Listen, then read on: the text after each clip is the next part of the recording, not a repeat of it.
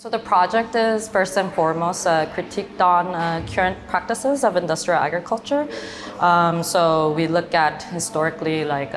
historical examples of collective working to imagine this new sort of model of cooperatives that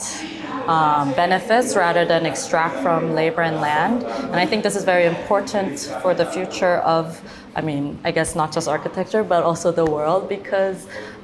food and work environment as well as ecology is a very, I think, imminent issue for the future. The site itself is based in Lake Naivasha, Kenya, but we also look at models in Iceland and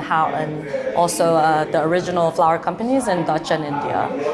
to connect how these resources travel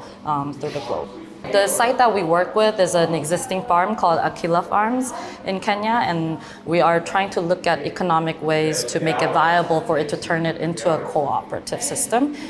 It's currently owned by a foreign company, and so we are, this really is in my own imagination, but we want to see what it would look like if workers were able to own their own farm. Iceland has a tourist greenhouse town where the greenhouses itself are powered by geothermal energy, and so in a way, like the greenhouses in Kenya it uses up a lot of the resources in the area, but the ones in Iceland, it is able to return and use like the existing energy, and so less pollution, right? But they also have a very high tourist aspect of the greenhouse community where